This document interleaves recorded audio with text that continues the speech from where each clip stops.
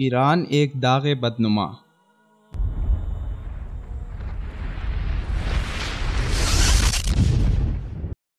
مسلم ممالک کی لسٹ میں شامل ایران ایک ایسا نام ہے جو مسلم ممالک کے لیے داغ بدنما ہے۔ ایران ایک ایسا ملک ہے جس کا تاریخ اسلام میں ہمیشہ سے بدنما کردار رہا ہے۔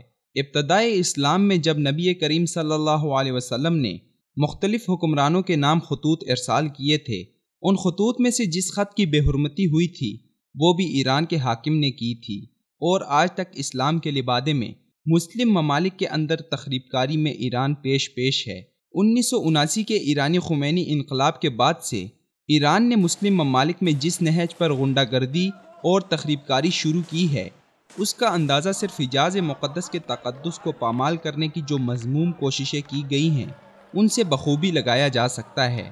نومبر 1979 سے جولائی 1989 کے درمیان خانہ کعبہ پر 3 حملے کیے گئے، جن میں سے پہلے حملے کا ذمہ دار امریکہ و اسرائیل کو، جبکہ بعد کے دونوں حملے جو 1987 اور 1989 میں ہوئے کے لیے ایران کو ذمہ دار ٹھہرایا جاتا ہے۔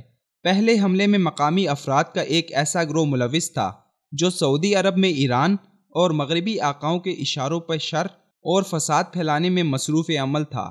نجد سے تعلق رکھنے والے ایک مذہبی رہنما کو امام مہدی قرار دے کر مسجد الحرام پر قبضہ کیا گیا تھا۔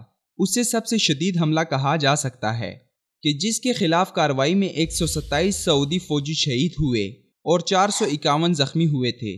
اس کے بعد 68 حملہ آوروں کو موت کی سزا دی گئی تھی۔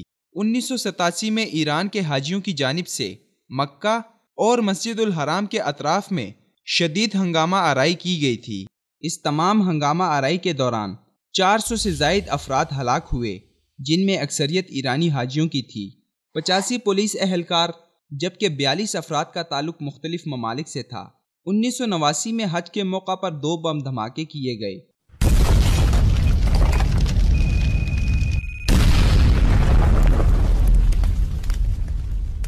جن میں ایک حاجی شہید اور 16 زخمی ہوئے۔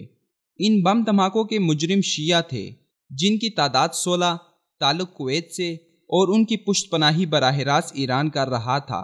رواں سال جب سعودی حکومت نے اپنے ہی ایک شہری باقر النمر کو تخریب کاری کے جرم میں تختہ دار پر لٹکایا تو اس کے رد عمل میں ایران نے سعودی عرب کے خلاف جو سازشوں کا جال تیار کیا ہے وہ کسی سے پوشیدہ نہیں۔ اسی طرح یمن، لبنان، شام اور عراق کے حالات کے بعد ایران، امریکہ اور اسرائیلی گٹھ جوڑ کے سیاہ چہروں سے نقاب الٹ چکا ہے۔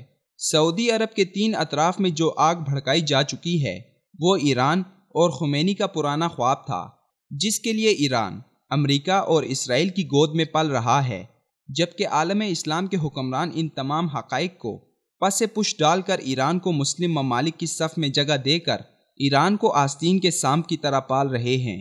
ایران کے معاملے میں عالم اسلام کی یہ خاموشی اور غیر جانبداری مستقبل میں پچھتاوے کا باعث ہوگا۔ اس لیے قبل از وقت اس معاملے پر غور و فکر کی جائے اور وقت سے پہلے اس سازشی ٹولے کا تعاقب کیا جائے۔ اس معاملے میں امت مسلمہ کو حساس رہنا چاہیے، کیونکہ اس معاملے میں فکر مند ہونا کسی کے ذاتی مفاد کے لیے نہیں بلکہ حرمین شریفین اور امت مسلمہ کے لیے روافض کی ریشہ دوانیوں کی وجہ سے ہے۔